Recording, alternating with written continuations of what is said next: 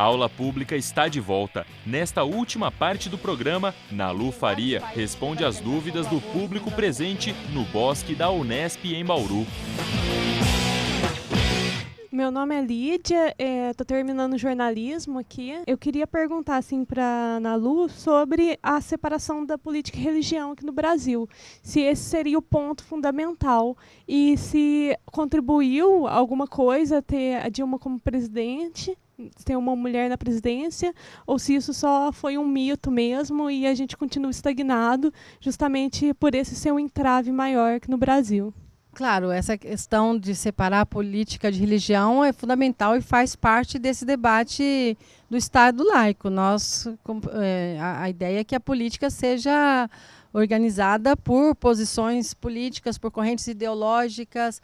E acho que o que está em discussão no Brasil, esse tema que os movimentos estão levando do plebiscito por uma reforma política, de ter uma constituinte exclusiva, é extremamente importante, porque o que nós temos hoje é um congresso, não só um congresso conservador, onde as bancadas são organizadas cada vez mais pelos interesses corporativos. Então, nós temos a bancada dos ruralistas, que nós sabemos o que fez, a bancada evangélica, a bancada religiosa, e assim por diante, e, inclusive, coíbe muito o debate político, né? E acho que o Brasil precisa de processos não só de uma outra forma de eleição do Congresso. A gente sempre diz que nesse Congresso aí o movimento feminista não vai conseguir, seus aliados e suas aliadas não vai conseguir a descriminalização do aborto. Hein? Inclusive, a cada ação do movimento feminista, a direita faz uma mais forte, com uma questão que a direita tem um público imenso, e principalmente as igrejas, e cada vez mais a população, inclusive, reconhecendo que as igrejas têm são legítimas para opinar sobre o tema do aborto. Agora, é claro, são as igrejas que têm programas de televisão, que têm essa bancada, que têm um acesso direto a meios de comunicação, a mídia repercute, a mídia tradicional repercute o que essas igrejas fazem, né? Então, é realmente uma questão bastante complexa. Em relação a Dilma, sendo muito rapidamente, claro que é uma discussão muito geral, centrando só nesse tema do aborto, e eu acho que vocês devem se lembrar do que foi a campanha eleitoral. Naquela época a gente discutiu um pouco isso, e a gente acha que o que aconteceu é que a candidatura da Dilma acabou ficando refém da forma como o aborto foi colocado, e caiu numa armadilha, né? Porque naquela época os outros partidos colocou o tema do aborto, como vocês se lembram, e diante daquele medo de perder as eleições, achou que a resposta era fazer lá a carta e o compromisso de que não ia avançar.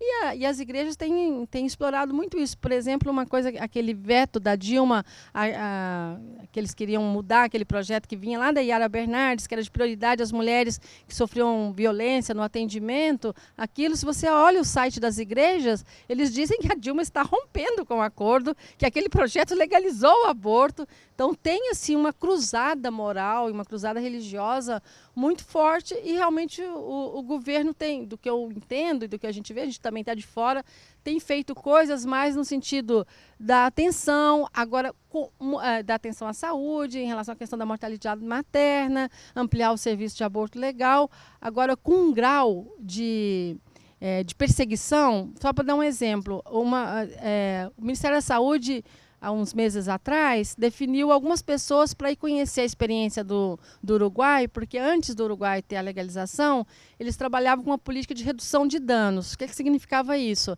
Era justamente ter um atendimento humanizado nos hospitais para as mulheres que chegavam em situação de abortamento, como eu falei lá dos remédios, todas aquelas coisas, todos os métodos que as mulheres usam, elas precisam chegar no hospital.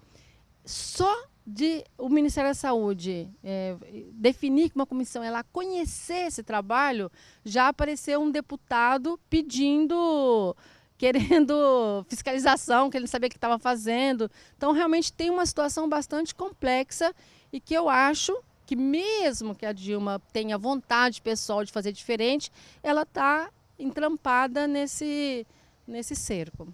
Meu nome é Marina e eu faço Relações Internacionais na Unifesp. E justamente por conta do meu curso, a questão do Uruguai me chamou bastante atenção.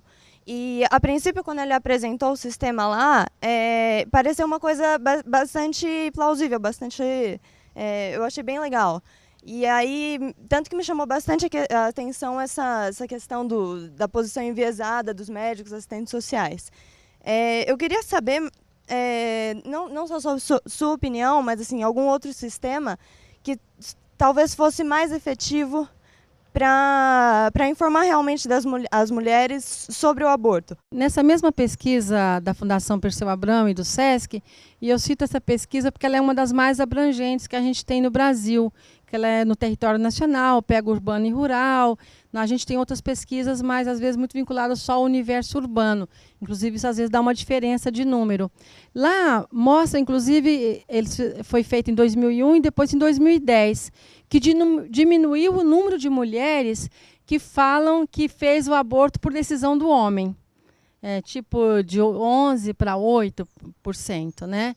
De mulheres que fazem. E aumentou justamente o número da decisão compartilhada. Então, isso pode nos indicar justamente que no Brasil está tendo um pouco mais de autonomia das mulheres para dizer eu quero ou eu não quero, né, abortar. Agora, você tem toda a razão. A questão é assim, que a informação ela cumpre um papel, mas ela não é tudo, porque é aquilo que a gente falou, se a informação resolvesse tudo, a gente não teria aborto de mulheres universitárias, de mulheres da área de saúde, de psicólogas, todas abortam, né? Todas abortamos. Então, é muito mais complexo essa relação com a gravidez indesejada. Agora, o que é necessário, não só desde a sociedade, desde os movimentos, desde os governos, desde as políticas, é uma atuação por aumentar a autonomia das mulheres. E isso significa desconstruir essa obrigatoriedade da maternidade. Então, historicamente, era aquela coisa, tem que ser mãe de todos os filhos que Deus mandar, porque trouxe o pecado ao mundo. Isso era o discurso antigo. Hoje, que já teve movimento feminista, que já teve luta, qual que é o discurso? O que dá o diferencial, a particularidade das mulheres é ser mães. Então, ser mães aparece como um privilégio das mulheres. Né? E como um absurdo que as mulheres estejam deixando de ser mães, porque se elas não são mães, elas não realizam a particularidade do seu ser. Então você continua tendo uma imposição da maternidade, por isso que muitas vezes só a informação não basta. É todo um processo de desconstrução. Só legalizar o aborto não é o suficiente, mas legalizar o aborto ele é um marco para essa separação, porque se a mulher é informada, se ela usa anticonceptivo, mas mesmo assim ela engravidou, até às vezes por um problema inconsciente, um desejo inconsciente da maternidade, mas no real ela não quer, ela tem que ter esse direito de interromper essa gravidez indesejada. E o aborto tem que ser visto, e claro que isso tem que ser fruto de debate, de informação, como um último recurso frente a uma gravidez indesejada. Isso também, no nosso país, em todos os países, só vai diminuir o número de abortos quando os homens também se responsabilizar mais pelo uso da camisinha.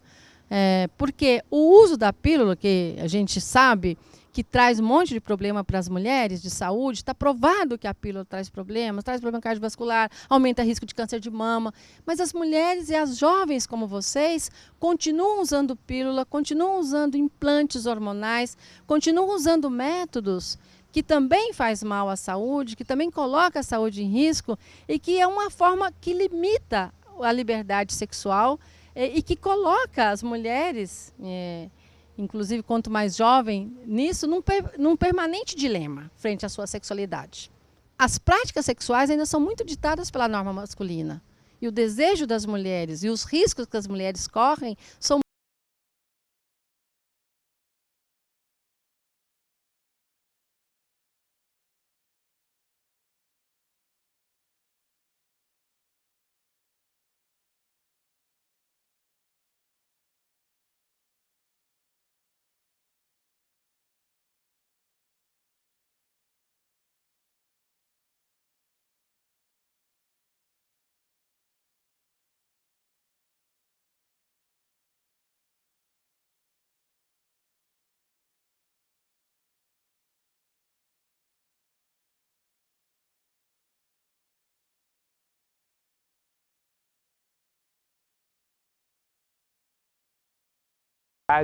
Ela cria para nós um estímulo muito interessante de se ter uma esfera pública, democrática, republicana para discutir temas importantes, como a questão do aborto.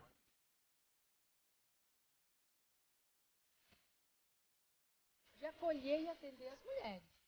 Eu entendo isso, né? Mas, ao mesmo tempo, entendo que tem uma complicação e também tem uma dificuldade nossa nos movimentos e nas universidades,